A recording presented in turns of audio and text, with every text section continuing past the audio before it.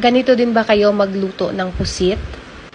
Hello mga ka-cooking! Ito naman yung version ko sa pagluluto ng simpleng adobong pusit. Linisan na natin yung ating mga pusit at tanggalin yung ink and magpainit na tayo ng mantika. Then, igisa natin ang ating bawang. Sa sobrang simple ng ating recipe, bawang lang po ang ating gagamitin na lamas or spice. Lutuin lang natin yung ating bawang hanggang sa maging golden brown na yung kulay niya. At pagka po naging golden brown na yung kulay ng ating bawang, isunod na natin ilagay yung ating oyster sauce. Bale, 2 tablespoons of oyster sauce yung ating nilagay or isang sachet na nabibili natin sa tindahan.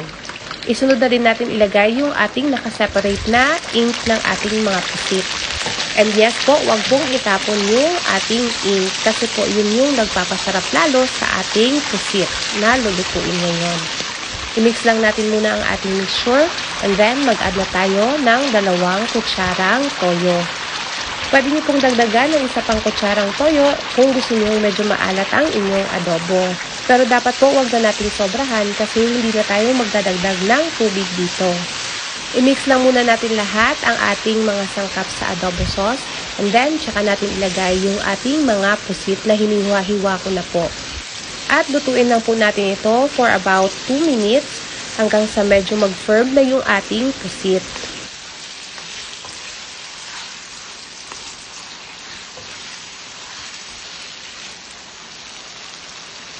At after 2 minutes po, maglagay na tayo ng 1 kutsaritang paminta.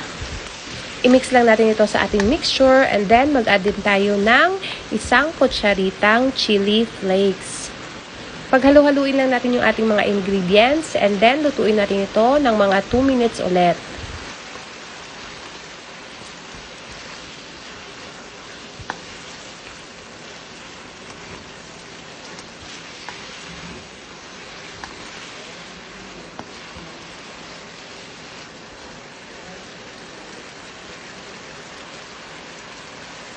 After 2 minutes, mag-add tayo ng 1 teaspoon of brown sugar para pampabalance lang po sa flavor ng ating adobong pusit.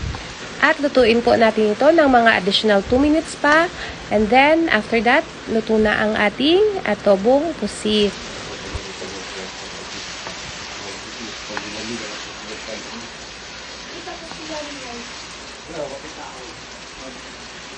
At ayan na po, ready na po ang ating adobong pusit.